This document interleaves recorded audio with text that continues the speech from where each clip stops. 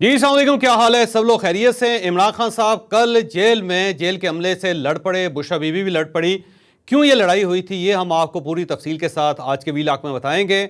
और इमरान खान साहब ने जनरल फैज़ हमीद साहब के बारे में कुछ नए इंकशाफात किए हैं और उन्होंने ये तस्लीम किया कि जनरल फैज़ हमीद साहब पूरी कौम के लिए असासा थे, लेकिन हमने उस असासे को ज़ाया कर दिया। कैसे ज़ाया किया, ये हम आपको आज के वीलॉग में बताएंगे। और उन्होंने जनरल बाजवा साहब के ऊपर एक और इल्ज़ाम इमरान खान साहब ने लगा दिया और ऐसा लगता है कि इमरान खान साहब की ज़िंदगी का अब सिर्फ एक ही टारगेट है और वो टारगेट है जनरल बाजवा। इमरान खान साहब जनरल बाजवा सिंड्रोम का शिकार क्यों है, ये भी हम आपको आज के वीलॉग में पूरी तफसील से बताएंगे। और इमरान खान साहब जो जेल के नए अरेंजमेंट हैं उसके ऊपर बहुत ज़्यादा परेशान है। इमरान खान साहब की परेशानी की वजह क्या है, ये भी आपको पूरी तफसील से इसी वीलॉग में बताया जाएगा। लेकिन वीलॉग की तरफ जाने से पहले मेरी आपसे रिक्वेस्ट है कि इस चैनल को सब्सक्राइब ज़रूर कीजिएगा और ये जो बेल आइकन है इसको ज़रूर प्रेस करें ताकि आपको नोटिफिकेशन मिलता रहे। और यही वो सपोर्ट है, यही वो फेवर है जो आप हमारी कर सकते हैं। कल अडयाला जेल के अंदर 190 मिलियन पाउंड का केस चल रहा था और उसमें इमरान खान साहब मीडिया के सामने रुक गए, क्योंकि आपको याद होगा हमने बताया है कि जो वहाँ पे कोर्ट लगती है उसके दरमियान एक शीशे की दीवार है। शीशे की दीवार की दूसरी तरफ मीडिया के लोग खड़े होते हैं। तो इमरान खान साहब जब आते हैं तो पहले वो मीडिया से मुखातिब होते हैं या फिर जाते हुए मीडिया से मुखातिब होते हैं और बाज़ औक़ात वो दरमियान में भी मीडिया से मुखातिब होना शुरू कर देते हैं। तो कल जब इमरान खान साहब जेल में आए तो सीधे रिपोर्टर्स के पास चले गए और उन्होंने बात करनी शुरू कर दी, लेकिन फौरी तौर पे जेल का जो नया अमला था वो रास्ते में खड़ा हो गया और उन्होंने खान साहब को कहा कि आप यहाँ पे मीडिया से आज गुफ्तगू नहीं कर सकते, क्योंकि उनके सारे कोलीग्स गिरफ्तार हो चुके हैं और जो नए लोग हैं वो सब परेशान हैं कि कहीं ऐसा ना हो कि उनके साथ साथ हमें भी धर लिया जाए। लिहाजा उन्होंने इमरान खान साहब को रोका। इमरान खान साहब उस पर बहुत ज़्यादा नाराज़ हुए, उन्होंने शाउट किया, उन्होंने कहा ये ओपन कोर्ट है, आप मुझे रोकने वाले कौन होते हैं। फिर बुशरा बीवी वहाँ पे थी, वो भी हत्थे पड़ गई। उन्होंने भी कहा कि ख़बरदार जो किसी ने इमरान खान को रोका, ये इनका बुनियादी हक है और हमें इस हक से महरूम किया जा रहा है। फिर दोनों ने जज साहब के सामने भी बहुत ज़्यादा शोर किया और उनसे भी कहा कि आपको चाहिए कि आप दरमियान में आएँ। बहरहाल अल्टीमेटली इस तलक कलामी के बाद जो सीनियर वहाँ पे ऑफिसर्स हैं जेल के, उन्होंने अलाउ कर दिया कि इमरान खान साहब मीडिया के साथ गुफ्तगू करें। तो फिर उसके बाद इमरान खान साहब ने मीडिया के ऊपर मीडिया से बाकायदा गुफ्तगू की। जो कुछ चीज़ें इमरान खान साहब ने कल कही थी, अभी तक उसके टिकट चल चुके हैं, लेकिन इसके बावजूद हम आपके सामने रखते हैं और उसमें कुछ ऐसी इंफॉर्मेशन भी है जो नई है, जो आपको कन्वेंशनल मीडिया पर नहीं मिली। पहली बात तो ये है कि इमरान खान साहब ने कहा कि जनरल फैज़ हमीद ने मुल्क से दहशतगर्दी ख़त्म करने का मुकम्मल प्लान बना के अपोजिशन को दिया था और फैज़ हमीद के तालिबान के साथ अच्छे ताल्लुकात थे। वो 3 साल तक तालिबान के साथ मुज़ाकरात करता रहा। मैं बार बार जनरल रिटायर बाजवा को कहता रहा कि फैज़ हमीद को ना हटाएं। बाजवा ने अपनी एक्सटेंशन के लिए फैज़ हमीद को हटाया और ISI को PTI के पीछे लगा दिया। अच्छा, मैं सबसे पहले इसका जवाब देता जाऊँ। मेरा ख्याल है इमरान खान साहब फैक्ट्स भूल गए हैं। फैक्ट्स ये हैं कि इमरान खान साहब जनरल फैज़ हमीद साहब को आर्मी चीफ बनाना चाहते थे और जब उन्होंने अपनी इस चीज़ का इजहार कर दिया और फैज़ हमीद साहब को खुद भी पता था, वो खुद भी चाहते थे, वो बहुत ज़्यादा जज्बाती थे और वो उनकी बड़ी ख्वाहिश थी कि वो आर्मी चीफ बने। सबकी होती है लेकिन उनकी कुछ ज़्यादा ही थी। और आर्मी का प्रोसीजर ये है कि जब तक किसी लेफ्टिनेंट जनरल ने कोर हेड ना की हो, कोर कमांड ना की हो और पूरी कम से कम 1 साल, उस वक्त तक वो आर्मी चीफ की जो फहरिस्त होती है उसके अंदर लैंड नहीं करता। तो जब इमरान खान साहब उनको चाहते थे कि वो आर्मी चीफ बने, तो जनरल बाजवा साहब ने उनसे कहा कि अगर आप इनको बनाना चाहते हैं तो सबसे पहले इन्हें उस फहरिस्त में आना चाहिए जिसके अंदर ये लोग, वो दूसरे जनरल्स होंगे जिनमें से किसी एक को आपने आर्मी चीफ बनाना है। और उसके लिए आर्मी का प्रोसीजर ये है कि कम अज़ कम इन्हें 1 साल किसी कोर को कमांड करना पड़ेगा। तो इमरान खान साहब ने उसके बाद कहा कि आप की जो कोर्स होती हैं उसके अंदर मेजर जनरल कितने होते हैं, जो GOCs हैं वो कितने होते हैं। तो उस पर जनरल बाजवा साहब ने कहा कि एक कोर में 2 GOCs होते हैं, 2 मेजर जनरल होते हैं। और उसके बाद उन्होंने पूछा कि जो ISIS के अंदर मेजर जनरल कितने होते हैं, तो उस वक्त को 12-13 मेजर जनरल थे। तो जनरल बाजवा साहब ने कहा कि यहाँ पे 11 या 12 मेजर जनरल हैं। तो फिर इमरान खान साहब ने कहा कि इसका मतलब ये हुआ कि अगर हम 3, 4 या 5 कोर्स मिलाएं तो उतने मेजर जनरल्स जो हैं वो ISI के अंदर इस वक्त हैं। तो आप ये क्यों नहीं करते कि आप ISI को भी कोर डिक्लेयर कर दें, क्योंकि ये मोर देन कोर है। इसके अंदर जो जूनियर ऑफिसर्स हैं या जो DGISI होता है, जो उसके नीचे सबॉर्डिनेट्स हैं, जो फर्स्ट रो है उसके बाद, उसमें ज़्यादा मेजर जनरल्स हैं। तो आप इसको कोर डिक्लेयर क्यों नहीं कर देते? तो अगर आप इसे कोर्ट डिक्लेयर कर देंगे तो फिर ये एलिजिबल हो जाएंगे जनरल फैज़ हमीद आर्मी चीफ बनने के लिए। तो उस पे स्टैंड ले गए जनाब बाजवा। उनका ये कहना था कि आर्मी का एक प्रोसीजर है और इस प्रोसीजर को मैं क्या कोई भी शख्स वायलेट नहीं कर सकता, और अगर मैंने वायलेट किया तो मुझे आर्मी अलाउ नहीं करेगी, क्योंकि इनसे सीनियर लोग बैठे हुए वहाँ पे और इनसे ज़्यादा बासलाहियत बैठे हुए। बल्कि जनरल बाजवा ने इमरान खान साहब को ये भी कहा था कि इनसे ज़्यादा बासलाहियत लोग हैं, लेकिन आप इनके साथ स्टिक हो गए हैं। आपने दूसरे लोगों को तो ट्राई नहीं किया। आप अगर दूसरे लोगों को ट्राई करेंगे तो उनकी परफॉर्मेंस आपको हैरान कर देगी। तो आप जनरल फैज़ हमीद साहब के दायरे से बाहर क्यों नहीं आते? और जो दूसरे लोग हैं वो उनकी हक तलफी है, उनको भी हक हासिल होना चाहिए कि वो भी अपने आप को प्रमोट कर सकें और पाकिस्तान की खिदमत कर सकें या गवर्नमेंट की खिदमत कर सकें। तो आप क्यों ये चाहते हैं कि हम आर्मी का पूरा प्रोसीजर बदल दें?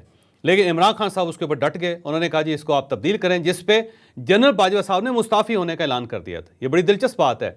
जनरल बाजवा साहब ने, जो इमरान खान साहब के प्रिंसिपल सेक्रेटरी थे, उनको फ़ोन करके कह दिया था कि मैं कल से अपने दफ्तर नहीं जा रहा, जिस पे इमरान खान साहब परेशान हो गए। फिर उन्होंने प्रिंसिपल सेक्रेटरी को दरमियान में डाला।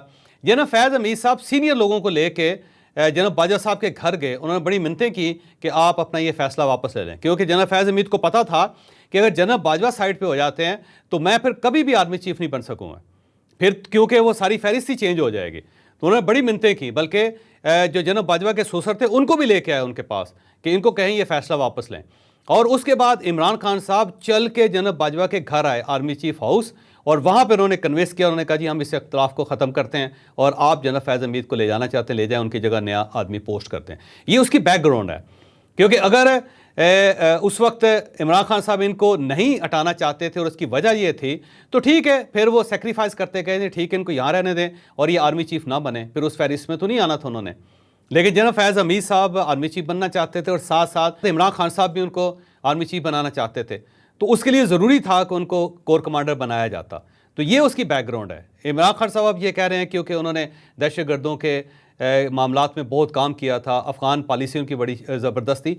अफ़गान पॉलिसी एक बंदे की नहीं होती, पूरे इंस्टीट्यूशन की होती है, याद रखें। अगर आप हेड चेंज भी कर देंगे तो पीछे पूरा एक सिस्टम जो है वो काम कर रहा है। तो हेड चेंज होने से सिस्टम ख़राब नहीं होता। लेकिन जनरल फैज़ हमीद साहब क्योंकि इमरान खान साहब के लिए सियासतबाजी कर रहे थे, बल्कि अगर ये कहा जाए कि वो गवर्नमेंट के अंदर एक गवर्नमेंट थे, बल्कि जो दूसरी गवर्नमेंट है इस वक्त वो उनसे छोटी गवर्नमेंट थी और ये बड़ी गवर्नमेंट थे, तो ये बात गलत नहीं होगी। तो इमरान खान साहब उनको अफ़गानिस्तान के लिए या दहशतगर्दी के ख़िलाफ़ इस्तेमाल करने के लिए नहीं रोक रहे थे, वो उन्हें अपनी सियासतबाजी के लिए रोक रहे थे। सियासी जो जोड़ तोड़ है उसके लिए उन्होंने जनरल फैज़ हमीद साहब को वो चाह रहे थे कि रिटेन किया जाए। ये उसकी बैकग्राउंड है। आगे चल के इमरान खान साहब ने कहा कि नवाज शरीफ और शहबाज शरीफ की शर्त थी कि जनरल फैज़ हमीद को हटाएं।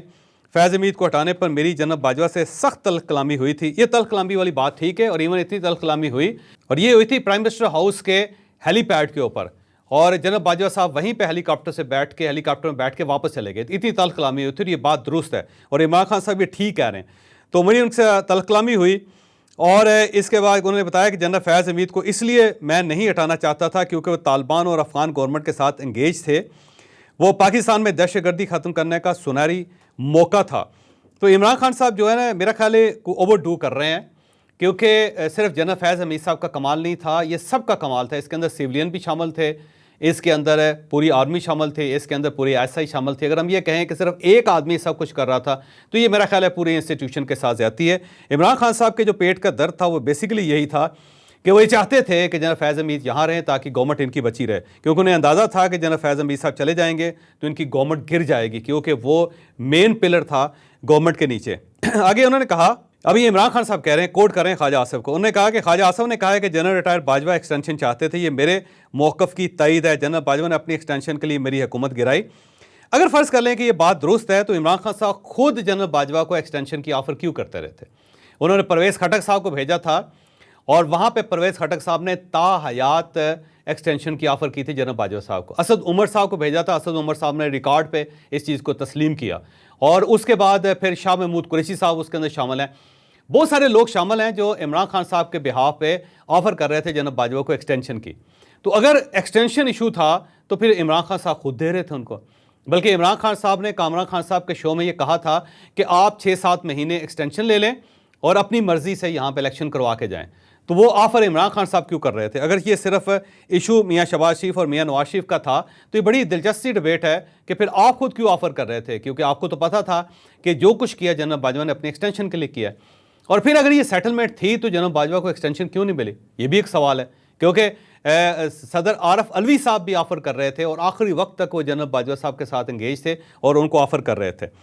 फिर इमरान खान साहब ने ये कहा कि ये चाहते हैं पीटीआई को मखसूस नशिस्तें ना मिलें, यानी पाकिस्तान मुस्लिम लीग नून या अफवाज पाकिस्तान, और ये आइनी तरमीम कर सकें। ये अब तीसरी दफ़ा आइन शिकनी कर रहे हैं। पहले 90 रोज़ में इन्होंने इलेक्शन नहीं करवाए, फिर अक्टूबर में भी इलेक्शन से भाग के अब ये तीसरी दफ़ा आइन में तरमीम करने जा रहे हैं। मैं इस बात पे इमरान खान साहब से इत्तफाक करता हूँ कि सिर्फ पर्सन स्पेसिफिक तब्दीलियाँ आइन के अंदर नहीं होनी चाहिए। फिर उन्होंने कहा कि ख्वाजा आसफ ने कहा है कि फैज़ हमीद का 9 मई के वाक़या से बराह रास्त ताल्लुक़ है, सारा मामला मेरी गिरफ्तारी से शुरू हुआ। इमरान खान कह रहे हैं इसकी तफ्तीश क्यों नहीं की जा रही? अगर 9 मई फैज़ हमीद ने करवाया तो इसकी तहकीकात होनी चाहिए। 9 मई दरअसल लंदन प्लान का हिस्सा था, जहाँ जहाँ आग लगी वहाँ की CCTV फुटेजेस गायब हैं। CCTV फुटेजेस सामने लाएँ और हमें कसूरवार साबित करें। जिसने मेरी गिरफ्तारी का आर्डर दिया वही साजिश में मुलव्वस है। फिर उन्होंने कहा कि IB की रिपोर्ट थी कि मौजूदा स्पीकर पंजाब असम्बली हर वक्त जनरल बाजवा के साथ बैठे रहते थे। जनरल बाजवा नवाज शरीफ और शहबाज शरीफ के कहने पर जनरल फैज़ हमीद को हटाया था। अब ये जो है ना, ये मलिक अहमद खान साहब, ये बात दुरुस्त है, ये जनरल बाजवा साहब के बड़े करीब थे और जनरल बाजवा साहब के साथ इनकी पुरानी न्याज़बंदी है और ये जनरल बाजवा साहब के साथ थे। और पाकिस्तान मुस्लिम लीग नून की क़यादत और एस्टैब्लिशमेंट के दरमियान जो मुज़ाकरात हुए उसमें एक किरदार मलिक मोहम्मद अहमद ने अदा किया था। और मलिक मोहम्मद अहमद साहब आज भी ये तस्लीम करते हैं कि जनरल बाजवा के साथ मेरा बड़ा अच्छा रिलेशन है। ये इन्होंने आज तक इसे डिसओन नहीं किया। इन्होंने ये नहीं कहा कि जी जनरल बाजवा साहब रिटायर हो गए तो अब हमारा उनके साथ क्या ताल्लुक। हमारे ताल्लुकात तो प्रोफेशनल थे, सियासी नहीं थे। लेकिन आज भी मलिक मोहम्मद अहमद जो हैं वो इस चीज़ को तस्लीम करते हैं कि मेरा जनरल बाजवा के साथ एक ताल्लुक है। तो ये बड़ी अच्छी बात है, करैक्टर की बात है और ये उसमें कर रहे हैं। तो इमरान खान साहब जो हैं वो बड़े परेशान हैं। फिर उन्होंने एक बात ये भी की कि जनरल फैज़ हमीद साहब के ख़िलाफ़ अगर कोई आर्मी का मामला है तो उनके ख़िलाफ़ कार्रवाई होनी चाहिए, हमारा उसके साथ कोई ताल्लुक नहीं है। तो यूँ महसूस होता है कि इमरान खान साहब थोड़े से जो मौजूदा इशूज़ हैं उसके ऊपर परेशान हैं और उनको महसूस ये हो रहा है कि आने वाले दिनों में ये जो घेरा है ये तंग हो रहा है, क्योंकि जनरल फैज़ हमीद साहब की गिरफ्तारी ने इमरान खान साहब को हिला के रख दी है और यहाँ से जो चीज़ें निकलेंगी वो इमरान खान साहब के लिए मसाइल का बायस बनेगी। क्योंकि अफवाज पाकिस्तान जब तहकीक करती है, तफ्तीश करती है तो बड़े सॉलिड पॉइंट्स पे करती है। और उसमें एक मिसाल मैं आपको देता हूँ कि एक जनरल रिजवान थे और वो भी DGISI थे और जब उन्हें DGISI की हैसियत से कुछ उनके पास इख्तियारात थे कि उन्होंने पॉलिटिकल पार्टीज़ के साथ डायलॉग करना है। और ये याद रखिएगा जो DGISI है पूरी अफवाज के अंदर सिर्फ वो शख्स है जो पॉलिटिकल मामलात में इंटरफेरेंस कर सकता है। और उसकी बुनियादी वजह यह है कि जब ISI का एजेंडा बना था या मेमोरेंडम बना था या इसके SOPs बने थे तो उसमें जुल्फ़िकार अली भुट्टो साहब ने पॉलिटिकल इंजीनियरिंग के लिए, पॉलिटिकल मामलात के लिए इस ISI के अंदर ये मामलात डाल दिए थे कि ये किसी जगह पे अगर पॉलिटिकल इंजीनियरिंग की ज़रूरत पड़े गवर्नमेंट को तो ISI करेगी। इसलिए ISI का जो DG है वो बराह रास्त प्राइम मिनिस्टर के अंडर होता है और ये फैसला जुल्फ़िकार अली भुट्टो साहब ने किया था। तो अफवाज पाकिस्तान के अंदर सिर्फ DGISI के पास मैंडेट होता है कि वो पॉलिटिकल पार्टीज़ के साथ मामला तय कर सकते हैं या उनके साथ मुलाकात कर सकते हैं। लेकिन जब वो हट जाते हैं तो फिर उनके पास ये इख्तियार नहीं होता कि वो रिटायर हों या फिर फ़ौज के अंदर हों तो किसी सियासी जमात के साथ वो जेलिन हो या उनके साथ कॉन्टेक्ट करें। तो जनरल रिजवान को जब हटा दिया गया था DGISI की पोजीशन से तो उसके बाद भी वो MKM के साथ एंगेज रहे। तो फिर उनको शुरू में बताया गया कि जनाब आप ये ना करें, ये ज़्यादती है, इस तरह अदारे का डेकोरम ख़राब होता है, ज़रा बेइज्जती होती है। लेकिन इसके बावजूद जनरल रिजवान साहब बाज नहीं आए। दूसरी मरतबा उन्होंने ये हरकत की तो फिर उनको बताया गया कि सर आप मेहरबानी करें, आप सीनियर आदमी हैं, समझदार आदमी हैं, सिस्टम को समझते हैं, तो आप ये इंटरफेरेंस ना करें, पॉलिटिकल इंटरफेरेंस आपकी तरफ से नहीं होनी चाहिए। जब तीसरी मरतबा किया तो उनको बुला के फिर उनके सामने सबूत रखे गए कि जनाब ये सबूत है, आपको बार बार रोका गया लेकिन आप रुक नहीं रहे। उस पर जनरल रिजवान साहब ने माफ़ी मांगी। उन्होंने कहा जी मैं मादत चाहता हूँ, ये मुझसे गलती हुई। लेकिन इस माफ़ी के बावजूद उन्हें माफ़ नहीं किया गया था, उन्हें फौरी तौर पर रिमूव कर दिया गया था। अगर आपको याद हो तो अफवाज पाकिस्तान का जो मामला है वो थोड़ा डिफरेंट है।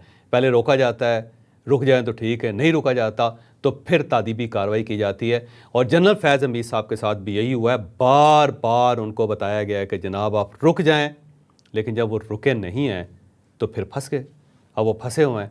इजाज़त दें, अगले व्लॉग में मुलाकात होगी।